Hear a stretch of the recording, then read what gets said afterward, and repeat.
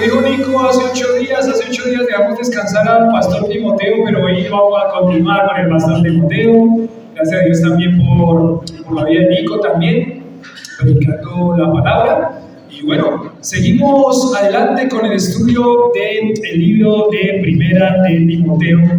Hemos estado pasando por este libro prácticamente ya todo este año y viendo la importancia de que la iglesia esté como. ¿Cuál es el propósito del libro de Timoteo? Que Pablo le escribe a Timoteo para que la iglesia esté como ordenada. Y decíamos y repetíamos, ¿es importante una iglesia ordenada? Pero por supuesto que es importante una iglesia ordenada. La iglesia ordenada va a mostrar a un Dios de orden. La iglesia ordenada va a reflejarlo al Señor en muchas formas. Y Timoteo tenía que ser muy firme en mandar a algunos que estaban enseñando diferente doctrina a que no enseñaran diferente doctrina, una falsa doctrina. También el que los roles de hombre y mujer estuvieran muy bien establecidos, un liderazgo masculino, unas mujeres también acompañando todo ese liderazgo, adornando la doctrina con su testimonio y con su labor, también diseñada por Dios. Después vimos los requisitos de los pastores, obispos o ancianos en el capítulo 3. Y acá también vimos los de los diáconos, y acá estaba el propósito, ¿no? El propósito con el cual Pablo le escribía a Timoteo en esta carta, versículo 14: esto te escribo aunque tengo la esperanza de ir pronto a verte, para que si tardo sepas cómo qué, cómo debes conducirte, ¿en dónde? En la casa del Dios viviente. En la casa, dice, en la casa de Dios, que es la iglesia del Dios viviente, columna y baluarte ¿de qué? De la verdad. Hablábamos y poníamos como título de esta predicación: la iglesia, columna y baluarte de la verdad. ¿Ya tienen sus libritos de anotación o siguen teniendo esa memoria fotográfica de corto alcance? ¿Sí? ¿Ya tienen sus cuadernitos donde anotar? Que no se les queden en las reuniones caseras, ¿no? Se les quedan los libritos. Justo se me quedó el librito donde había anotado. Pero teníamos acá la iglesia, columna y baluarte de la verdad, y teníamos una frase que nos introducía 3 anhelos que van a llevar a la iglesia a mantenerse como columna y baluarte de la verdad. El primer anhelo, ¿cuál era? Anhelo por invertir ¿en dónde?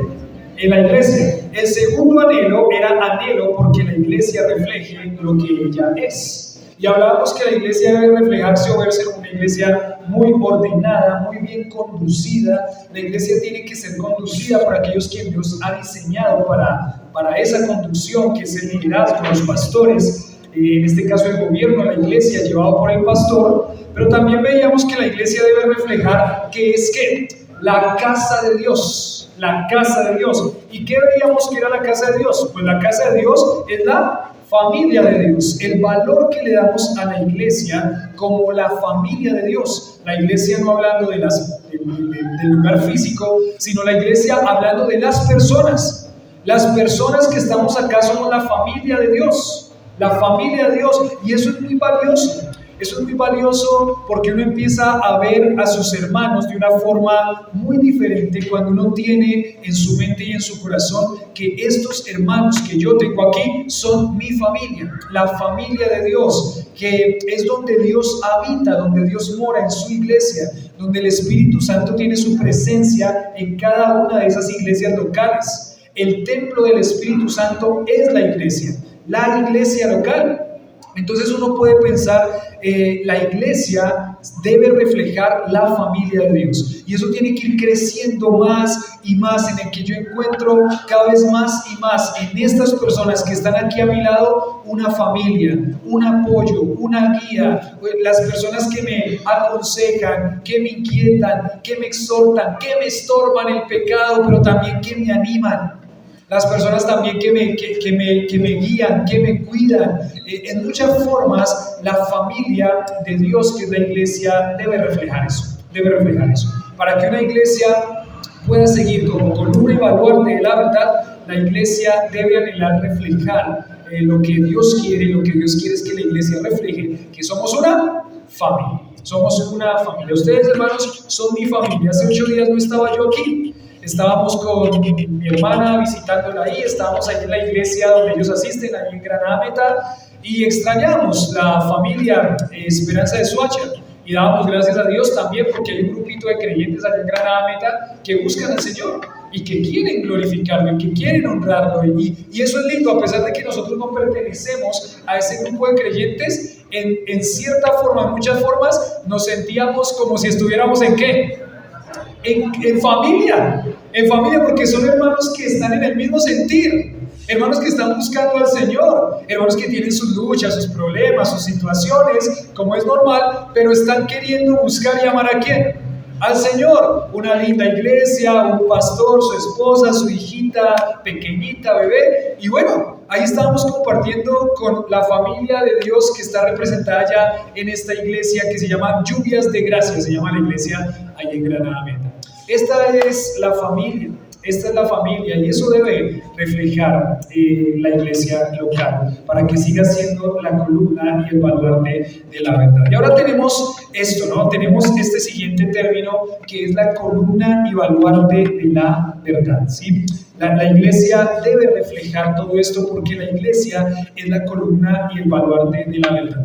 Hablar de la verdad es algo que nos llama la atención y es muy interesante porque ¿cuántas personas anhelan y buscan la verdad? ¿Qué piensan? En este mundo, ¿cuántas personas anhelan y buscan la verdad? Yo creo que todas, ¿sí o no? ¿O alguien quiere estar viviendo la mentira? ¿O alguien quiere estar viviendo engañado?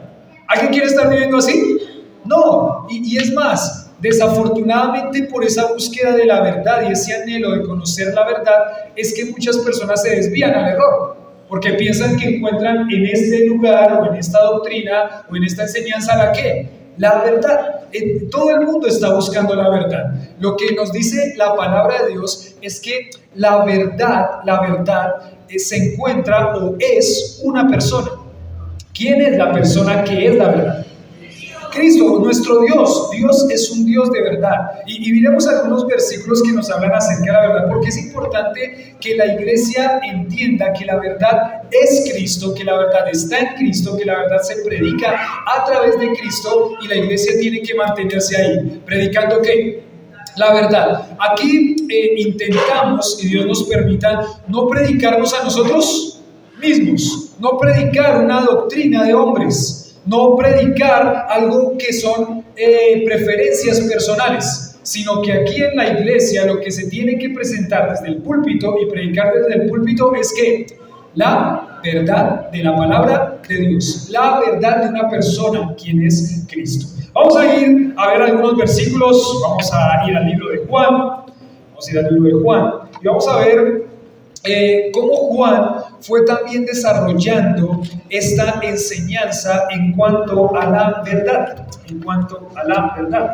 Por ejemplo, Juan 1:14, ¿listo? Hoy vamos a ir rápido, entonces agilicen esos dedos para poder ir a mirar estos pasajes. Juan 1:14, ¿llegaron ahí?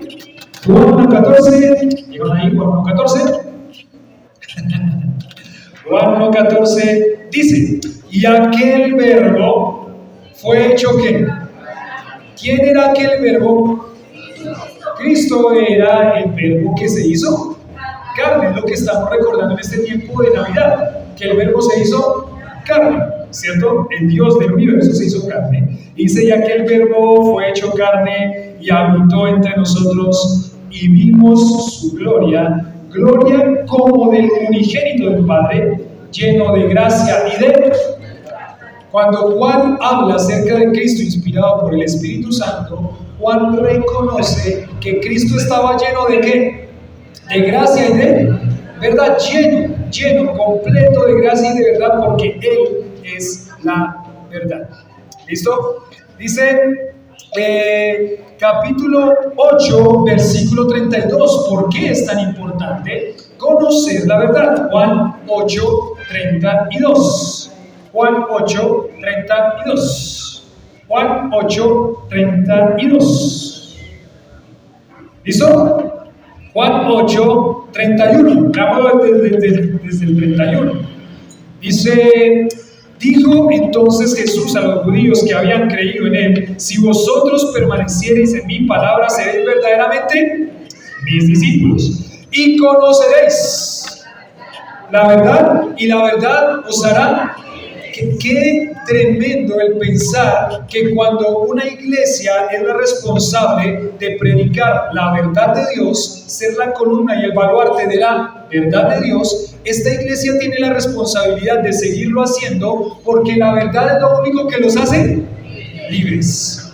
La libertad se encuentra en la persona de Cristo, porque Él es la verdad. Vamos con otro pasaje. Juan capítulo 14, versículo 6. Juan capítulo 14, versículo 6. Famosísimo el pasaje. No sé si hacerlos ir ahí o que lo digan de memoria. ¿Qué dicen? ¿De memoria o no? ¿De memoria? Bueno, esperemos a los que no se lo saben que lleguen a Juan 14, 6. Está bien, está bien. ¿Listo? Juan 14, 6 dice: Jesús le dijo: yo soy el camino y la verdad y la vida. Nadie viene al Padre sino por mí. La verdad de Cristo, cuando una iglesia es columna y baluarte de la verdad, esta iglesia tiene que seguir predicando a Cristo, porque Él es ¿qué? La verdad. Porque Él es la verdad. Cuando una iglesia deja de predicar a Cristo, esa iglesia dejó de predicar ¿a qué? La verdad, y se fue tras otra cosa, la mentira, el error. Pero la iglesia tiene que seguir predicando a Cristo. Para que la iglesia sea columna y baluarte de la verdad, la centralidad está en Cristo. La centralidad está en la predicación de la palabra de verdad. Vamos con otro pasaje muy conocido. Juan capítulo 17, versículo 17. Juan capítulo 17, versículo 17. Otro pasaje muy importante, otro pasaje en esta enseñanza de la verdad, otro pasaje muy preciso. Juan 17, 17. ¿Cómo va a ser santificado el creyente? ¿Cómo va a ser santificada la iglesia? ¿A través de qué? De la palabra de verdad. Miren lo que dice Juan 17, 17. Santifícalos en tu verdad. Tu palabra es verdad. O sea que el que la iglesia sea la columna y el baluarte de la verdad es importante, porque la obra de la santificación del creyente y de la iglesia viene a través de la predicación de la verdad. De la predicación de la verdad. Dice aquí: santifícanos en tu verdad, y encontramos ¿en dónde está la verdad? ¿En dónde encontramos la verdad? La verdad la encontramos en la palabra de Dios, y encontramos a quien es verdad, que es Cristo, porque Él dijo: yo soy el camino, la verdad y la vida. O sea que la iglesia, que es columna y baluarte de la verdad, no se puede salir de la predicación de ¿qué? De la palabra de verdad, de la palabra de verdad. No hay otra forma en la que la iglesia pueda ser columna y baluarte de la verdad. No hay otra forma. Solamente debe enfocarse, no digo solamente como algo muy general, pero debe enfocarse en predicar ¿qué? La verdad de la palabra de Dios. Y de ahí no salirse. Y de ahí no salirse. La verdad de la palabra de Dios. Seguimos adelante. Miren cómo el corazón del ser humano muchas veces no quiere seguir la verdad de Dios. Romanos capítulo 1, versículo 25. Romanos capítulo 1, versículo 25. Romanos capítulo 1, versículo 5. Romanos capítulo 1, versículo 25. En este pasaje del capítulo 1 de Romanos está hablando de la condición del ser humano, y cómo el corazón del ser humano muchas veces lo que hace es darle la espalda al Señor. Romanos 1, 25 o 24 dice: por lo cual también Dios los entregó a la inmundicia en las concupiscencias de sus corazones, de modo que deshonraron entre sí sus propios cuerpos, ya que cambiaron la verdad de Dios por la mentira, honrando y dando culto a las criaturas antes que al Creador, el cual es bendito por los siglos de los siglos. Y la tragedia del corazón del ser humano es que el corazón del ser humano quiere rebelarse constantemente contra la verdad.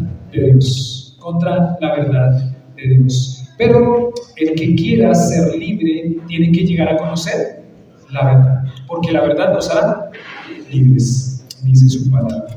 Entonces es muy importante que la iglesia reconozca que debe reflejar la verdad de Dios a través de la centralidad en Cristo y a través de la centralidad en la Escritura. La iglesia necesita ser esa columna y baluarte de la verdad en un mundo que está lleno de mentiras, en un mundo que está lleno de desesperanza por causa de esas mentiras que lo arrastran al corazón del ser humano, a su propia idolatría, a la idolatría de su corazón. Por eso es que la iglesia es la columna y el baluarte de la verdad, es quien sostiene la verdad. Lo que Pablo está intentando hacer con esta ilustración de la columna y el baluarte es que la iglesia está sosteniendo a la verdad de Dios. La iglesia es en la que se apoya la verdad de Dios. Si una iglesia deja de predicar la verdad de Dios, esa iglesia ya no sería una iglesia. Solamente sí y solo sí es una iglesia si esta iglesia es columna y baluarte de la verdad. Columna y baluarte de la verdad. Entonces, miremos aquí un poquito estos conceptos de columna y baluarte de la verdad. Lo que debe reflejar la iglesia es la verdad de Dios. Y acá entonces vimos en el versículo 15 de 1 Timoteo 3, que la iglesia es la casa de Dios y también de Dios viviente, y también es columna y baluarte de la verdad. La palabra columna que aparece ahí también se puede traducir como pilar. El pilar o columna es el mismo concepto. Entonces ustedes ven aquí las columnas de este edificio. ¿Pueden verlas bien? ¿Pueden detallar bien las columnas de este edificio? Son las que están ahí más gruesitas. Una columna, 2 columnas, 3 columnas, 4. Estas columnas son las que sostienen ¿qué? Todo este edificio lo sostienen esas columnas.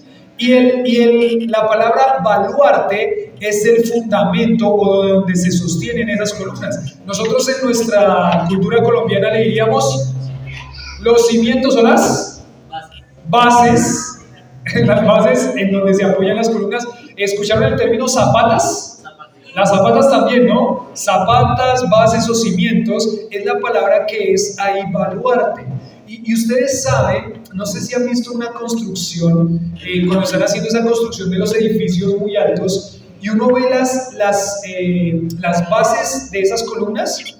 Eso es una cosa impresionante. Por ejemplo, ahorita cuando estamos viendo todo esto de la construcción del metro, las bases que sostienen esas columnas por donde va a pasar el metro, esas bases son tremendamente fuertes, profundas, les hacen todo un estudio para que queden bien, porque se tiene que sostener muy bien esa estructura. La iglesia es la columna y el baluarte de la verdad. Se tiene que sostener muy bien esa estructura. Entonces la palabra columna y la palabra baluarte, y acá dice la palabra baluarte y columna ¿de qué? De la verdad. Ese término verdad también nos llama la atención, porque aquí en este contexto la palabra verdad dice que es aquello que concuerda con lo que realmente sucede. Y esto es muy importante porque este concepto de aquello que concuerda con lo que realmente sucede me está diciendo que son hechos que corresponden con la realidad. ¿Qué significa? Que la verdad no es solamente algo que se dice, sino que para que una iglesia realmente sea columna y baluarte de la verdad, no solamente tiene que decir, sino que tiene que ¿qué? Que hacer, porque concuerda con lo que se dice. Si una iglesia dice, pero no hace, no está siendo columna y baluarte de la verdad. Y eso es interesantísimo, porque podríamos pensar que ya solamente basta y es suficiente con que la iglesia predique la verdad de la palabra. Yo diría, pues claro, eso es lo que tiene que hacer, y el pastor tiene que ser muy fiel en dedicarse al ministerio de la oración, el ministerio de la palabra. Él tiene que dedicarse a eso en primer lugar, ¿listo? Él tiene que dedicarse a eso en primer lugar, y él tiene que seguir exponiendo la verdad de Dios día tras día, en todos los contextos. Está bien, pero ¿es suficiente eso? Según el concepto de verdad que aparece aquí, no es suficiente solamente con predicar la palabra. Lo que tiene en mente aquí Pablo al decirle a Timoteo que la iglesia es columna y baluarte de la verdad es que, en primer lugar, la iglesia debe predicar la verdad de Dios con esfuerzo, con esmero y con fidelidad, pero la iglesia tiene que ¿qué? Que vivir esa verdad que está siendo predicada. Y si no pasa de esa forma, la iglesia no está siendo la columna y el baluarte de la verdad. Y eso es interesantísimo, ¿no? Porque no basta solamente con predicarla. La primera parte es la predicación de la palabra, la segunda parte es como nosotros aceptamos esa palabra, la ponemos en práctica personalmente y congregacionalmente. Es lo que les he dicho durante estos meses, después de ver, por ejemplo, que una iglesia ordenada tiene una vida de oración ¿qué? Constante, firme, fiel y que crece, según el capítulo 2, guiado por un liderazgo masculino. Y entonces, ¿qué tiene que hacer la iglesia a la luz de esa palabra?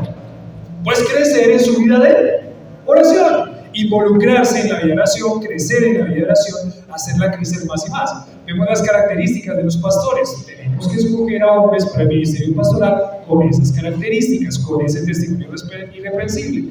Por ejemplo, todo esto de los diáconos. Listo, vimos que una iglesia ordenada tiene líderes calificados, entre ellos están los diáconos. Pues, ¿qué tenemos que hacer? Pues tenemos que hacer eso, mirar la palabra y seguirla y aplicarla. Entonces, aquí, para que la iglesia sea columna y baluarte de la verdad, no solamente basta con predicar la palabra, no solamente basta con saber la palabra, sino que lo que Dios está queriendo decir aquí es que la iglesia tiene que vivir la palabra y vivir esa verdad, para que realmente sea columna y baluarte de la verdad. Les leo aquí este comentario que dice: en tercer lugar, es imprescindible el contenido de la carta porque la iglesia es la columna y baluarte de la verdad.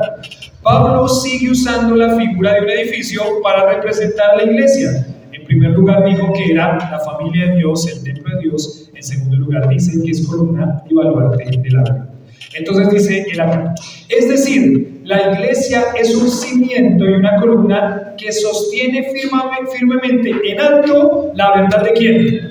De Dios. A su vez, esta es el mensaje del Evangelio y toda la doctrina correcta que los cristianos comunican en el mundo. Entonces, la buena marcha de la iglesia no es importante solo porque Dios vive en ella, sino también porque tiene una tarea primordial, la de sostener en alto las verdades de Dios para que todo el mundo aprenda de Él y conozca a Jesucristo. Entonces, la tarea de la iglesia y la labor de la iglesia, siendo columna y baluarte de la verdad, es importantísima. Porque cuando Dios dijo, id y haced discípulos a todas las naciones, ¿cómo iba a pasar eso? ¿Recuerdan? Id y haced discípulos a todas las naciones. ¿Qué dice Mateo 28, 19, 20? Id y haced discípulos a todas las naciones. ¿Y qué sigue inmediatamente después? Enseñándoles. ¿Y qué vamos a enseñarles? Pues la verdad de Dios, que es la palabra, y enseñándoles que guarden. Y esa palabra guardar es atesorarla en el corazón de tal forma que se haga viva y real. ¿Y para qué la iglesia vive la verdad de la palabra de Dios? Para que la iglesia pueda mostrarle al mundo que hay un Dios vivo, que hay un Dios verdadero y que necesitan encontrar en Él la verdad. Es importantísima la labor que hace la iglesia como columna y baluarte de la verdad, como la vida de la columna y baluarte de la verdad. Y miren lo que dice él acá: cuando los cristianos tambalean en cuanto a la doctrina, cuando no muestran santidad en su vida, cuando tienen ira y contienda, cuando muestran un espíritu de rebeldía, cuando sus líderes no manifiestan el fruto del espíritu y no administran con madurez y sabiduría, entonces la columna, que es la iglesia, se debilita y el mundo no ve a Dios con claridad y no escucha bien el mensaje del evangelio. Y qué importante que nuestras vidas vayan creciendo en pedirle al Señor que nos ayude a vivir toda esta verdad de la palabra de Dios. Porque cuando la doctrina falsa entra en el corazón del creyente y de la iglesia, cuando no hay un liderazgo firme, cuando hay rebeldía en los corazones, cuando no hay sujeción a la palabra, la tragedia de nuestro corazón, la tragedia de nuestro corazón que, ¿recuerdan esa ilustración? Hacemos como los perritos de los carros que están ahí, que son como un adorno, que están ahí pegados en los carritos. ¿Los han visto? En algunos taxis, en algunos carros. ¿Y cómo está haciendo el perrito todo el tiempo? El perrito todo el tiempo está diciendo que sí, ¿sí o no? Y el perrito va y hace así, y hace así. Y la tragedia del creyente es que estar expuesto a la verdad es un privilegio, es una gran responsabilidad, pero la tragedia del creyente es cuando sabe toda esa verdad, a toda esa verdad le dice como el perrito, que sí, pero después, cuando tiene que tomar decisiones en su vida con base a esa verdad, ¿qué hace? Dice, no, es que no, eso no es tal. Así cuando eso pasa en la vida del creyente y en la vida de la iglesia, ¿sabe qué es lo que se tambalea? La iglesia como columna y baluarte de la verdad. Claro, es algo obvio, lo vemos en la membresía y lo hablamos en la membresía de la iglesia. Cuando ese tipo de cosas pasan y las personas que están alrededor de nosotros miran esas decisiones que tomamos, no basados en la verdad de Dios, sino en nuestros propios corazones, intenciones o lo que sea, ¿qué dicen esas personas? Pues, ¿para qué? ¿Sí o no? ¿Para qué ser cristiano si es lo mismo de lo que yo estoy haciendo? Si es lo mismo de lo que yo estoy viviendo. Dice, ¿y usted no que era cristiano y qué pasó que no volvió a la iglesia? No, las convicciones no eran tan convicciones. Solamente era como el perrito del taxi, ¿cierto? Como el perrito del taxi. Pero en el momento en el que tienen que vivir esas convicciones, no eran convicciones, era simplemente conocimiento. Y el conocimiento está bien, pero si ese conocimiento no se convierte en verdad en nuestra vida, que a quien vamos a hacer tambalear es a la iglesia, y tambalea también el testimonio de Cristo ante las naciones. Las personas que nos ven a nosotros, que no van a poder reconocer y ver la verdad a través de la iglesia, que van a estar pensando, pero si me decía una cosa y después está haciendo otra, ¿cómo funciona eso? Y la tragedia es que la iglesia no va a poder ser la verdad de Dios en este mundo. Entonces la iglesia se debilita y el mundo no puede ver a Dios con claridad. ¿Recuerdan cuando les decía ahorita, cuando empecé, por qué es importante que haya una iglesia ordenada?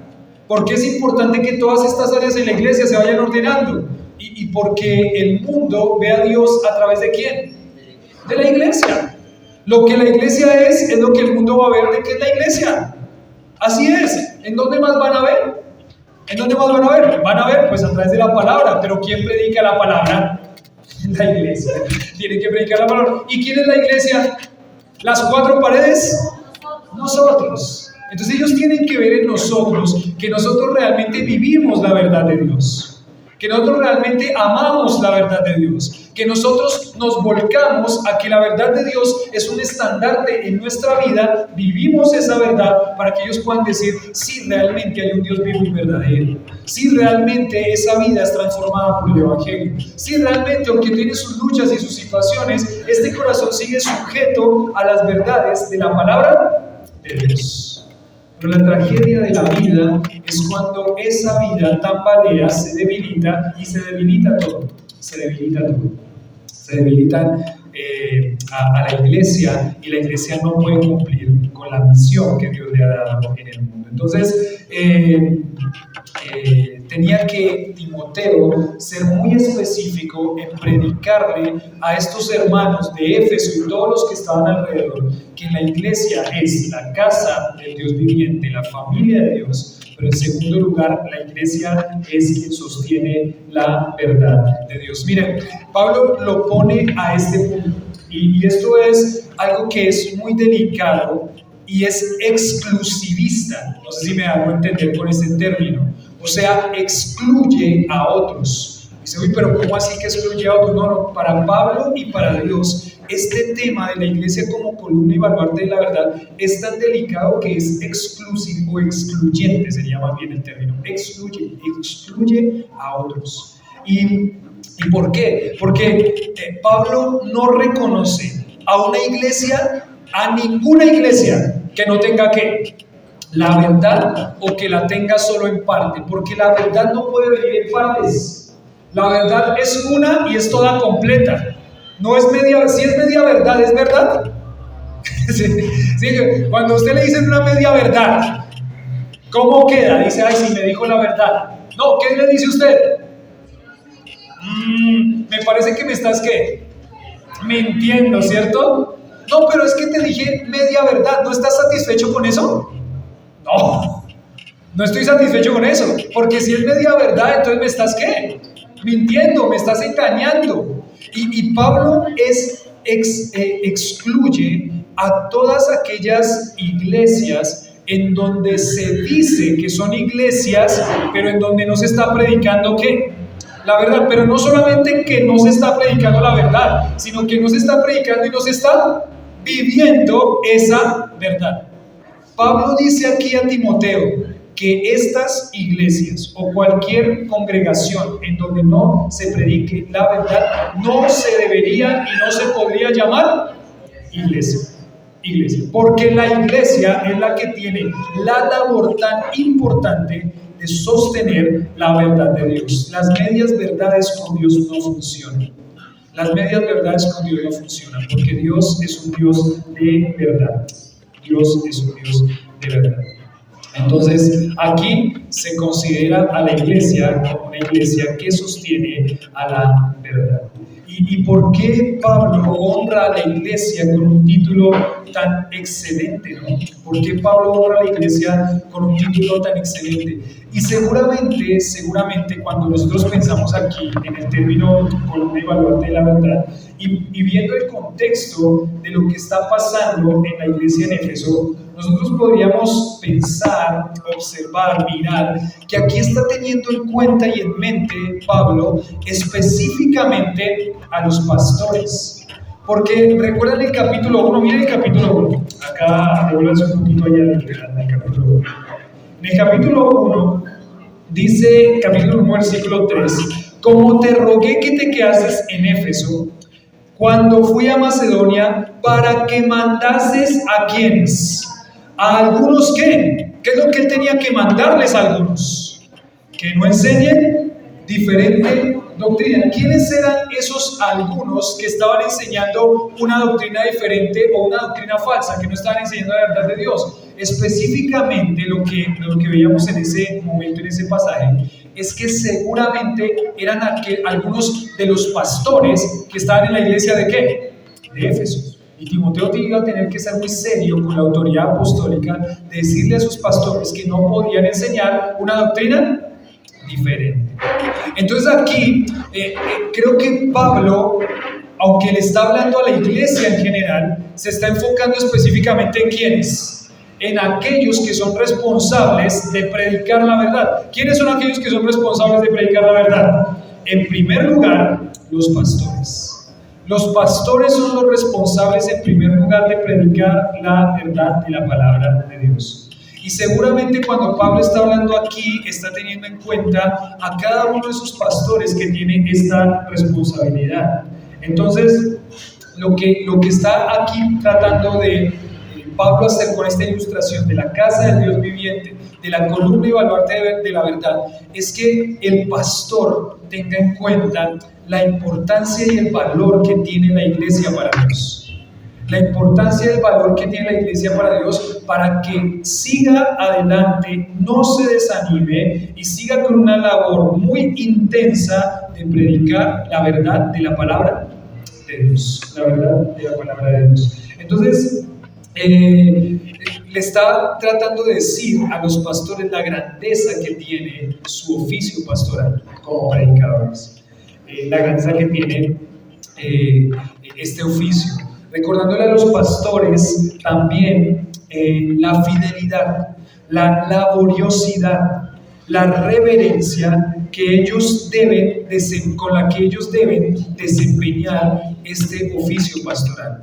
Laboriosidad, con fidelidad y con reverencia, teniendo mucho cuidado, siendo muy conscientes de la labor que hacen como pastores, porque ellos son los que tienen que guiar a la congregación a todo esto que es la verdad de Dios a través de la palabra y a través de la persona de Jesucristo. El pastor, cuando hablamos de los pastores y de las calificaciones para los pastores, hablábamos de que esta labor del pastor no es una labor fácil, es una labor que requiere mucha diligencia y mucho trabajo, y aquí Pablo se lo está recordando a los pastores y a Timoteo al poner estas ilustraciones. La iglesia es la familia del Dios viviente y la iglesia es la columna y el baluarte de la verdad. Entonces, los pastores deben recordar eso siempre, no bajar la guardia, no dormirse, porque tienen que seguir su vida de ministerio pastoral con fidelidad, con laboriosidad y con reverencia. Con la reverencia, con el respeto que merece la obra de Dios, la palabra de Dios, la verdad de Dios. Es algo que para el pastor tiene que estar clavado en su pensamiento y en su corazón. Esto de la obra de Dios no es cualquier cosa. Esto de la obra de Dios no es algo que se hace a la ligera, es algo que se hace con mucho cuidado, con mucho respeto, con mucha fidelidad, con mucha reverencia.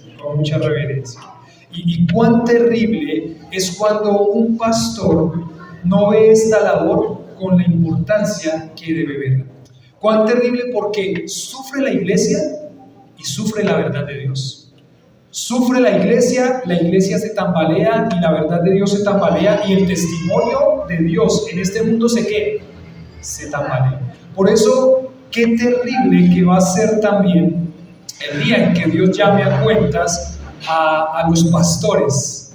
Así como van a haber recompensas para los pastores, también Dios va a llamar a cuenta a estos pastores, y que Dios no nos halle faltos en la fidelidad en lo que fue nuestro ministerio, cuidando y guardando y administrando lo que es la obra de Dios, la iglesia del Dios viviente, que es columna y baluarte de la verdad. Entonces aquí tenemos esta ilustración,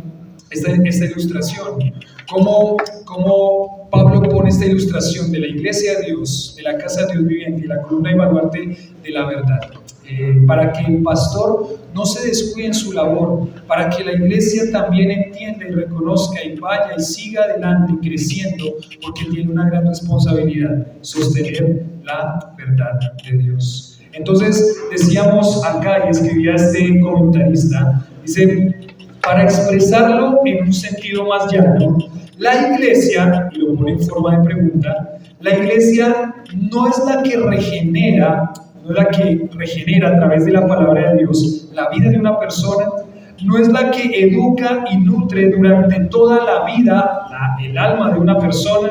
¿Acaso no es la iglesia la que va fortaleciendo nuestra vida espiritual? ¿Acaso no es la iglesia la que nos lleva a través de la palabra en un crecimiento constante a la estatura y la plenitud de quién? De Cristo. ¿Es la iglesia esa o no es la iglesia? La iglesia tiene esas responsabilidades: ayudar a la vida de una persona en su crecimiento espiritual, ¿sí o no? ¿Y cómo lo va a hacer? A través de la verdad de la palabra de Dios. Es más, la iglesia también, decía este comentarista, la iglesia también nos educa, ¿sí o no? La iglesia también nos educa. La iglesia también nos educa porque en muchas formas nosotros hemos aprendido cosas que no están bien. Sí, la famosa esa frase que dice: es que la vida me ha enseñado. ¿Sí ha escuchado esa frase? ¿La ha dicho usted alguna vez? Es que la vida me ha enseñado. Bueno, hay muchas cosas que la vida le enseñó como mal. Tiene que ser reeducado. Tiene que ser reeducado. ¿Y con qué se va a reeducar? ¿O con qué nos vamos a reeducar? Con la verdad de la palabra de Dios. Sí, está bien, hay muchas cosas que de pronto traemos, pero muchas de esas cosas tienen que ser reeducadas. Muchas cosas de esas cosas tienen que ser evaluadas, muchas de esas cosas van a tener que ser quitadas y poner en nuestra mente la verdad de la palabra de Dios y en nuestra vida la verdad de la palabra de Dios. Entonces, como la iglesia tiene esta labor tan importante en la vida de personas, miren, esto de la iglesia no es una empresa, ¿cierto? En una empresa quitan y ponen personas. ¿Les importa mucho a las empresas eso? Es una persona que se va, pero si se va esa persona, ¿qué va a pasar? Hay 10 personas más, 20, 30, 100, 1000, anhelando ese puesto que una persona dejó, ¿sí o no? Entonces, pues realmente, esto no es una empresa. La iglesia son vidas de personas, son almas de personas que son importantes, en la que la iglesia tiene que hacer una labor de presentar la verdad de Dios para que los corazones vayan siendo transformados y las vidas vayan viviendo de acuerdo a la voluntad de Dios. Entonces, como la iglesia tiene esa labor tan importante a través de ser la columna y el baluarte de la verdad, entonces la iglesia y el oficio pastoral y la iglesia debe seguir enfocada en eso. Cuando la iglesia se salga de esa verdad de Dios, va a ser una tragedia para esta iglesia y para el testimonio de Cristo en el mundo. Para el testimonio de Cristo en el mundo. Entonces, ahí tenemos, mis hermanos, este encabezado, decía, la iglesia como columna y baluarte de la verdad. En primer lugar, hay 3 anhelos que van a llevar a la iglesia a mantenerse como columna y baluarte. El anhelo por invertir en la iglesia. 2, anhelo porque la iglesia refleje lo que ella es. Y en tercer lugar, anhelo por transmitir el mensaje que la iglesia en esencia es. Y miren, esta parte es una canción. Vamos a leer ahí los versículos. Vamos a leer los versículos 16. Primera de Timoteo, capítulo 3, versículo 16. Primera de Timoteo, capítulo 3, versículo 16. Dice, e indiscutiblemente grande es el misterio ¿de qué? De la piedad. Dios fue manifestado en carne, justificado en el Espíritu, visto de los ángeles, predicado a los gentiles, creído en el mundo y recibido arriba ¿en qué? En gloria. Como está presentado este texto, se cree que lo que Pablo hizo fue una canción. Esto fue como una estrofa de una canción. Él se inventó esta canción para mostrar la verdad de la doctrina que la iglesia es en esencia y que la iglesia debe reflejar al mundo como la iglesia columna y baluarte de la verdad.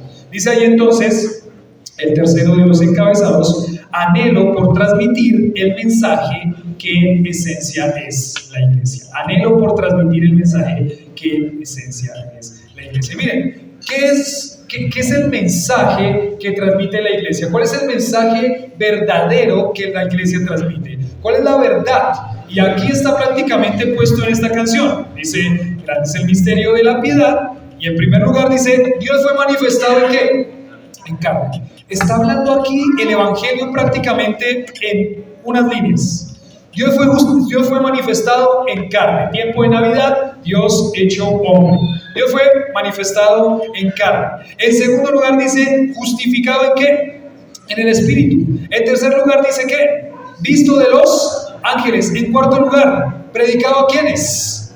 A los gentiles. En siguiente lugar, creído ¿en quién? ¿En dónde? En el mundo. Y en último lugar, recibido arriba en gloria. Entonces, la iglesia tiene un mensaje claro. Lo que la iglesia tiene que predicar, la centralidad del mensaje, la verdad del mensaje, ¿quién es? La obra y la persona ¿de quién? De Cristo. La obra y la persona de Cristo. La iglesia debe mantenerse esencialmente en eso. Esa es la verdad de Dios, la obra y el mensaje de Cristo. En primer lugar, la que nos llama la atención es la palabra indiscutiblemente. La palabra indiscutiblemente significa que debe ser admitido fuera de toda duda, con toda certeza. Entonces, si lo tradujéramos con esas palabras, diríamos de la siguiente manera: debe ser admitido esto que está escrito aquí. ¿Qué? Que Dios fue manifestado en carne. Debe ser admitido. No hay otra forma de que las personas lleguen a la verdad de la palabra de Dios. La iglesia, como columna y baluarte de la verdad, tiene que transmitir este mensaje indiscutiblemente. Tiene que ser admitido. No hay ninguna persona que llegue al conocimiento de la verdad si no cree esto. No hay ninguna persona que pueda salvarse si no cree esto. La única forma en que una persona llega al Padre, Jesús dijo, yo soy el camino, la verdad y la vida, y nadie viene al Padre sino por mí. Nadie llega al Padre sin este mensaje. Nadie puede ser salvo sin este mensaje. ¿Y ven la importancia de que la iglesia es la columna y baluarte de la verdad? Si ustedes se imaginan, está en juego aquí la salvación de las almas. Aquí está en juego la eternidad de un alma. Entonces nosotros no podemos ser débiles en tambalear en la verdad del Señor, porque a través de mi testimonio o una persona queda convencida de la verdad de Dios o queda diciendo esto es pura mentira. Esto es pura mentira, esto es algo que simplemente son palabras y no se está viviendo. Aquí estamos hablando en esencia de que estamos pensando en la relevancia y la importancia que tiene para la vida de una persona pasar de muerte espiritual a vida eterna. ¿Cómo fue que usted llegó a conocer a Cristo como su Salvador? ¿Recuerda ese momento? ¿Recuerda ese tiempo, ese momento? O cuando alguien vino y le dijo el mensaje, o usted empezó a escucharlo y empezó a ser inquietado. ¿Recuerda esos momentos? Ahí sale una sonrisa en la cara, ¿no? Empieza a dar una sonrisa. ¿Cómo van? Nico los hizo levantarse hace 8 días. Yo estaba escuchando la predicación y decía, no puedo creer que el Nico los haya hecho levantarse. Los hizo levantarse, Nicolás. Muy bien, Nico, vamos. Los hizo levantarse y dijo, bueno, zarandeese un poquito con el que tiene al lado, con el que tiene al otro lado. Zarandeese un poquito, despiértelo ahí. Que no se acomode mucho. Si necesita pellizcarlo, pellizquelo. Si necesita una exhortación física, ¡pum! Dele una exhortación física. ¿Listo? Entonces, estamos hablando de la importancia que tiene para Dios el que una persona pueda pasar de muerte espiritual a vida eterna. Eso es el milagro más grande que hay sobre la faz de la tierra. Que una persona pase de muerte a vida. Eso es algo que no tiene precio. El otro día estábamos hablando con los hombres y les decíamos, todo el dinero del mundo para Dios no se compara con el valor que tiene una sola alma. Porque dice Dios en su palabra que ¿de qué le sirve al hombre si ganare todo el mundo y perdiere su qué? Su alma. El valor que tiene el alma de una persona para Dios no se compara con todo el dinero que puede haber en este mundo. Y es harta plata. Y es harto dinero, es muchísimo dinero. Pero para Dios el valor que tiene un alma no se puede comparar. Es más, Él vino a morir ¿por quiénes? Por las almas de las personas. Por aquellas personas que desesperadamente necesitan la verdad de Dios. Entonces la iglesia no puede tambalear en la verdad, no puede diluir el mensaje, y lo que una persona tiene que entender y lo que la iglesia tiene que entender es que indiscutiblemente este es el misterio. Tiene que ser admitido por todos este misterio. Tiene que, fuera de toda duda, este es el mensaje. Con toda certeza, este es el mensaje. Este es el mensaje. Grande. Ven que la siguiente palabra que nos llama la atención es que es grande.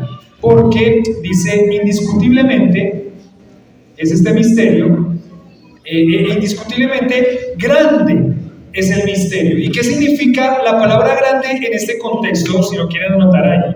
La palabra grande significa de gran valor.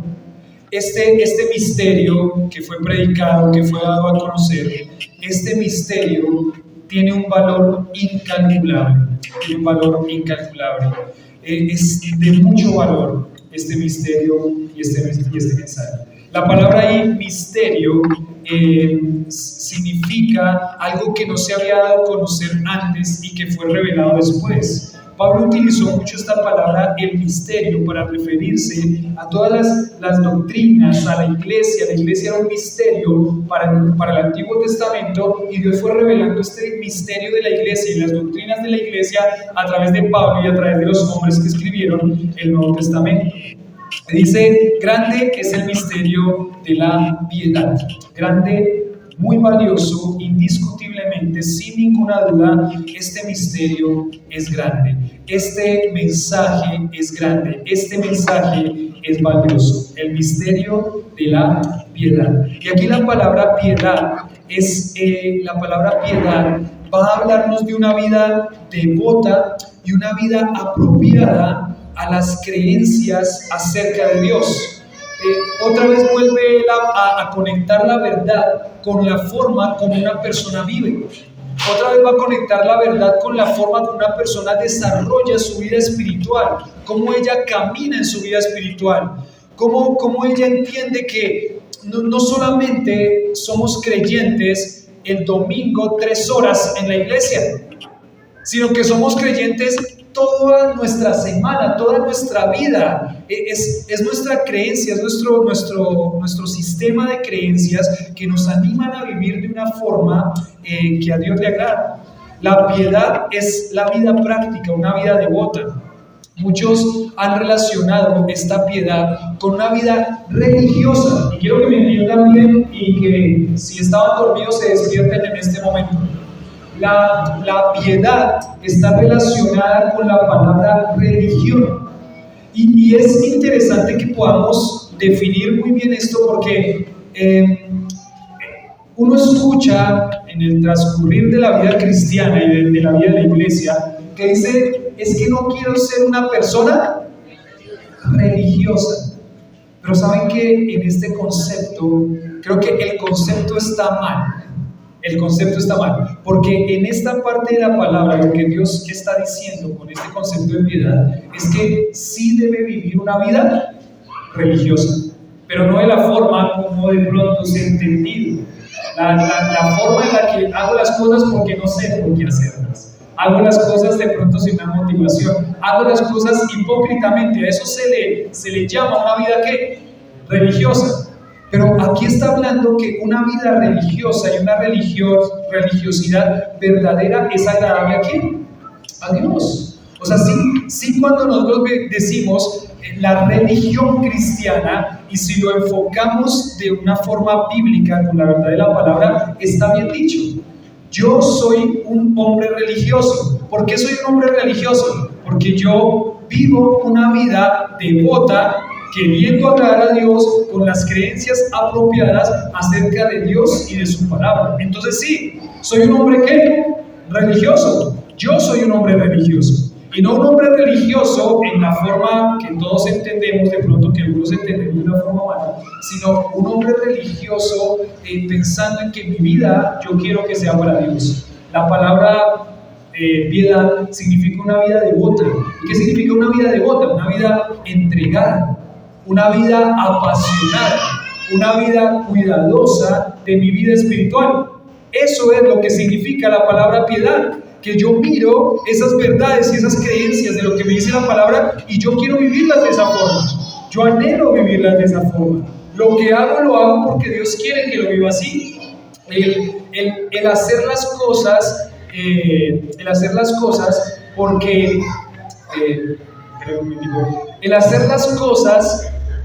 Dios quiere que las haga no está mal. Así de mi corazón no nazca muchas veces. Les decía a los hermanos de la membresía el otro día, o les decía a los hombres, que cuando estamos en la selva, la campana suena a las 4 de la mañana.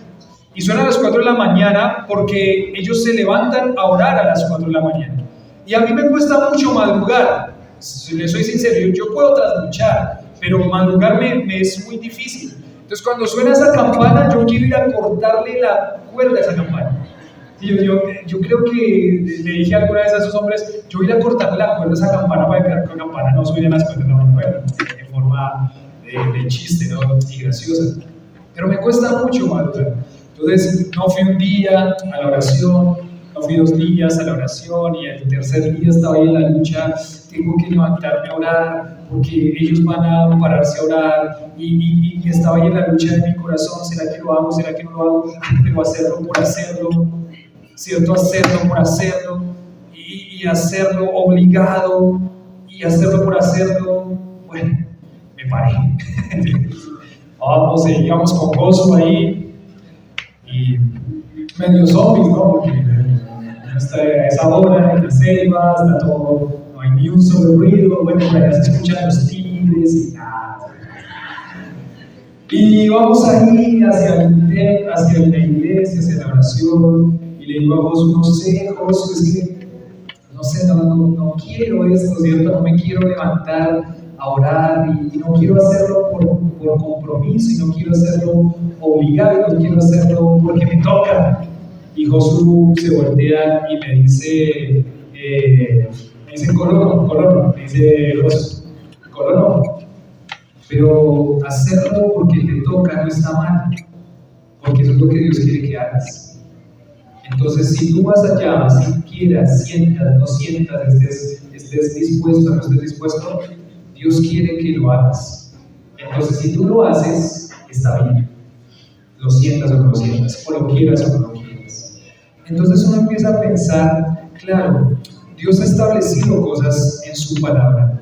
Yo quiero vivir de acuerdo a eso, o a veces no quiero vivir de acuerdo a eso. Pero lo que me dice una vida devota y una vida piadosa es que si Dios lo dice, yo lo voy a ¿qué? Hacer. Me guste o no me guste, lo quiera o no lo quiera. Es más, anhelo en mi corazón que todo lo que haga, lo haga con agrado para el Señor. Pero cuando de pronto hay un día en el que no lo haga con agrado, lo voy a hacer porque Dios quiere que yo lo haga. Entonces, si hay una vida religiosa que el Señor quiere y ama, es más, en el concepto de Santiago, dice que la religión pura y sin mácula es esta, dice Santiago ahí en su carta. O sea, si hay una vida que debe ser una vida religiosa, una vida devota, una vida que va mirando lo que Dios dice que hagamos y hacerlo queriendo o no queriendo, a veces sin querer queriendo, dice por ahí, pero sí hacerlo, porque mi obediencia al Señor va a mostrar también que así yo no quiera hacerlo, yo estoy aquí no para hacer lo que yo quiero, sino para hacer lo que Dios quiere. Y eso va a mostrar, imagínense, la persona viene y le dice a usted, que muestra la verdad de Dios, y le dice, pero ¿usted quiere ir a la iglesia todos los domingos? Imagínense que un no creyente le pregunte eso. ¿Usted quiere ir a la iglesia todos los domingos? ¿Qué le va a responder usted? Porque no le puede decir mentiras, ¿cierto? Hay algunos que ya eso es parte de su vida y lo anhelan y lo tienen y qué lindo, pero hay otros que luchan también en momentos de su vida. ¿Y usted qué le va a decir a ese no creyente? ¿Qué le va a decir? Pues ¿qué es lo que le puede decir? Le puede decir, miren, muchas veces no estoy dispuesto, para serle sincero. Muchas veces preferiría quedarme aquí en la cama arrunchado. O muchas veces podría quedarme porque tengo muchas cosas que hacer y desarrollar. Pero ¿sabe por qué voy a la iglesia? En primer lugar, porque Dios me salvó. Y porque Dios me ha dado vida eterna. Y porque yo le dije al Señor que fuera mi Señor, mi Salvador y mi Señor. Y que Él controlara mi vida.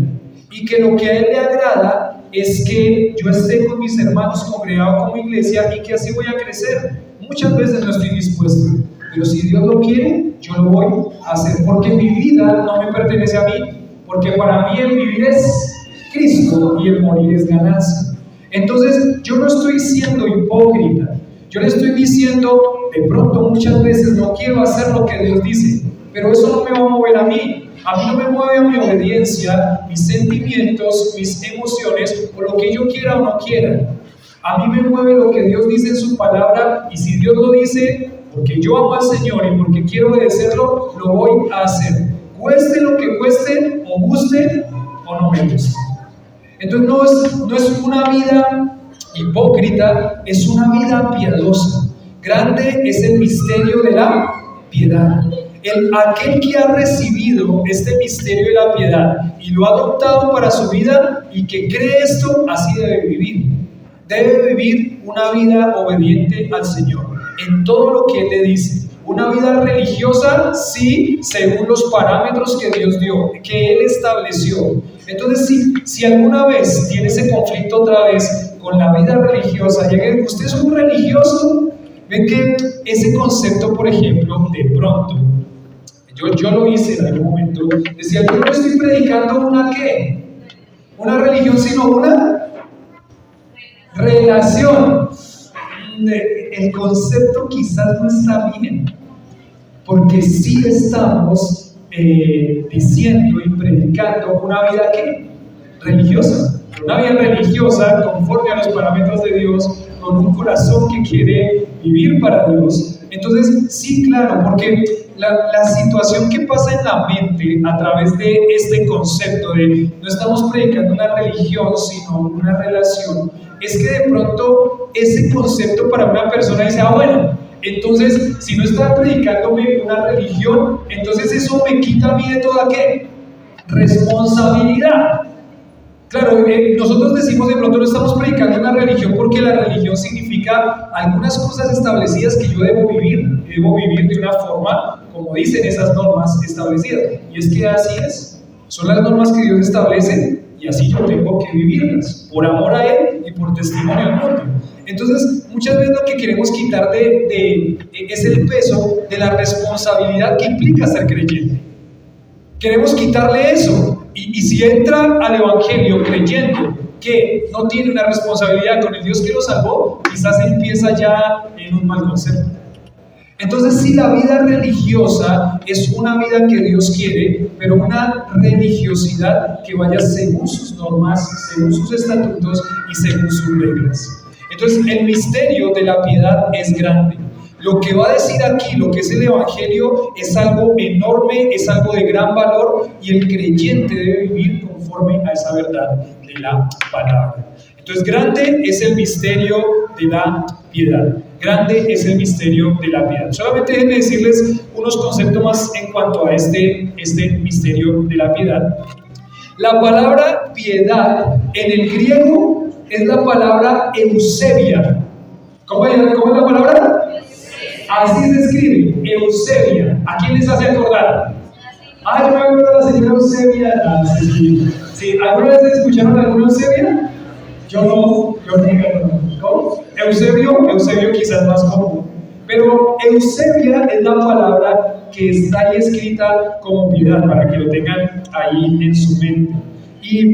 Y el desarrollo de esta palabra es tremendo, es muy extenso, pero déjenme decirles algunas cosas en cuanto a una vida piadosa. Entonces, dice aquí un comentarista, otra vez estamos ante la concepción básica de que Eusebia esencialmente significa dar a Dios el lugar que debe ocupar en nuestros pensamientos, en nuestros corazones y en nuestras vidas. O sea, vivir una vida piadosa es darle a Dios el lugar que Él merece.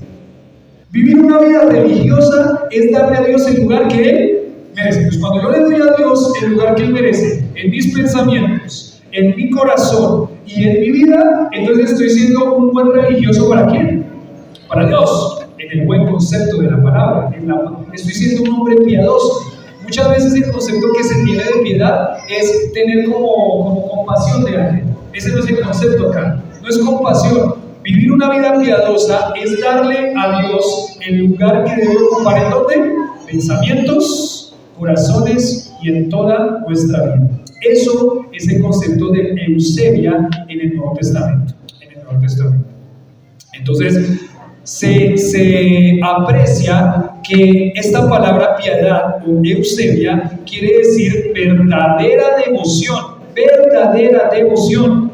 Entonces, Eusebia es la palabra que se usa para verdadera religión y es importante que lo tengamos nosotros en cuenta. Eusebia es la palabra que significa bien. Por tanto, Eusebia es reverencia a Dios, adoración dada bien, con rectitud. Eusebia enfatiza la rectitud de la reverencia, su carencia de hipocresía y sus incongruencias. Entonces, cuando uno está viviendo una vida de hipocresía, no está siendo un buen religioso, está siendo un mal religioso.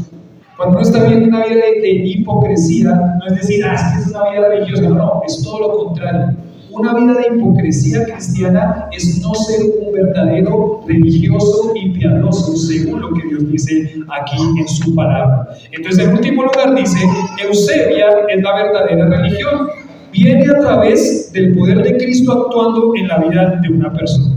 En el Nuevo Testamento y en el mundo antiguo, un misterio no era algo muy difícil de entender realmente cuando ellos utilizan la palabra misterio, sino algo que solamente no podían entender, decían ellos, los no iniciados. Entonces, cuando, no sé, ustedes han escuchado esa palabra de iniciados en alguna secta falsa. Para ser iniciado tiene que, no sé, bautizarse o cortarse la cabeza o hacer algún rito.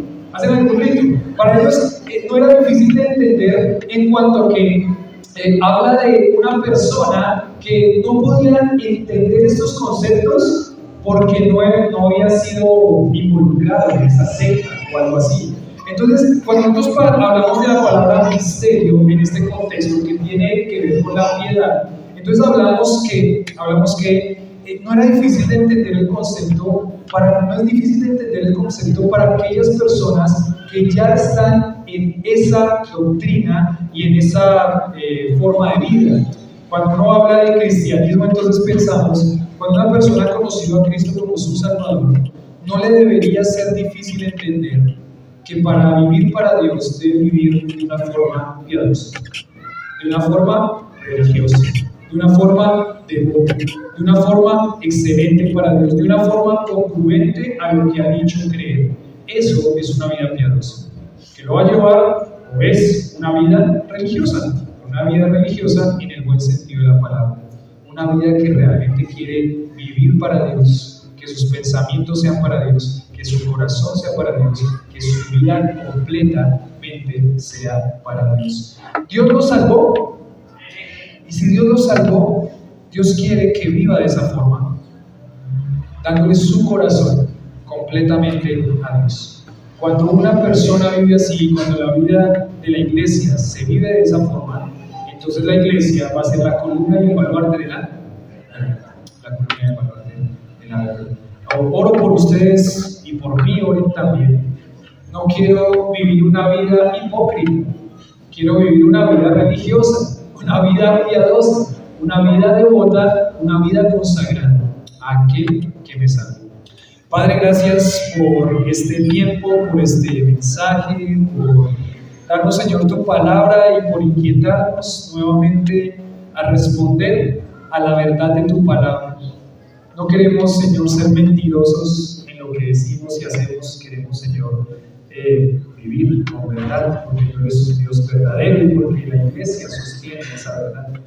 Oramos, Señor, que podamos ser esa iglesia que puede impactar la vida de muchas personas en este mundo a través de la forma como vivimos. Padre, perdónanos por aquellos momentos y aquellas veces en las que hemos sido quizás negligentes, en las que no hemos visto, Señor, tus mandatos y tus principios de una forma que honre, Señor, tu sacrificio en la cruz. Pero ayúdanos también, porque entendemos, Señor, que tú eres bueno, que tú eres bien, que a través de tu Santo Espíritu y del poder, Señor, que nos das a través de tu Espíritu Santo, a través de la verdad de tu palabra, a través de la comunión unos con otros, a través de la edificación que hay en nuestra vida, a través de nuestros hermanos, nosotros podemos vivir vidas que a ti te agradan.